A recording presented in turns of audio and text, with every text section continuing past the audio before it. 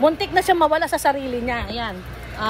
Kasi, bumibitaw sa akin. Ngayon, nung namili ako dun sa gulay ng dahon, dumidire-diretso siyang lakad. Pinabayaan ko lang siya.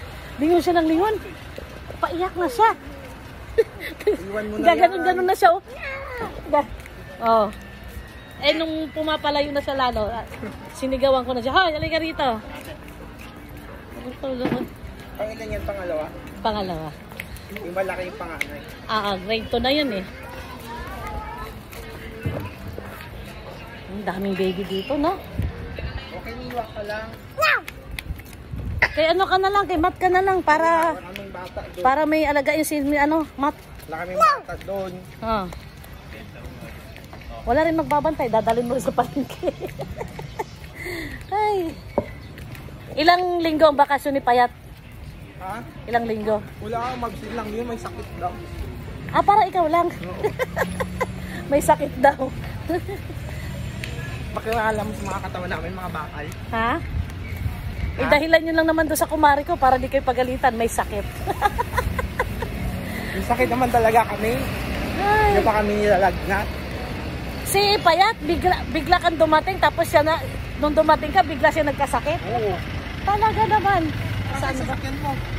Ayun no, sa kabila. Ayun no. Ayun.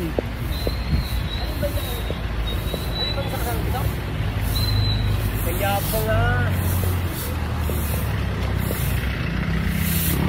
Son, pabayaan ko sana siya mawala. Nauuna sa akin eh. Maiyak-iyak siya eh. Baba. Hoy, iwan ka lang. Diyan na lang. Kay Mat na lang daw siya kasi walang alaga si Mat. Hala. Hala. Bye. Bye. Ampunin ka na lang ni Mat. Maraming baboy si Mat. Bye. Bye-bye na lang. Bye. Bye-bye ka kasi. Mag-bye-bye ka. Ayaw mo. Ayaw mo daw. Mag-bye-bye ka kasi. Bye-bye ka kay Kuya Mat. Ayaw mo. Maldito yung pala. Sinakit na. Akyat.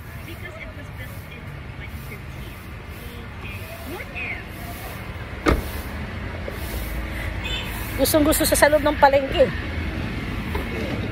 Gustong-gusto siya sa loob ng palengke. Yung din, nasawa din ni Monching. Panay laro sa kanya. Video naman ako, guys. Panay lang.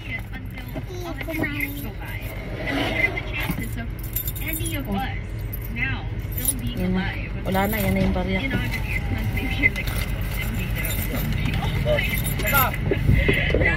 Uwi na kami.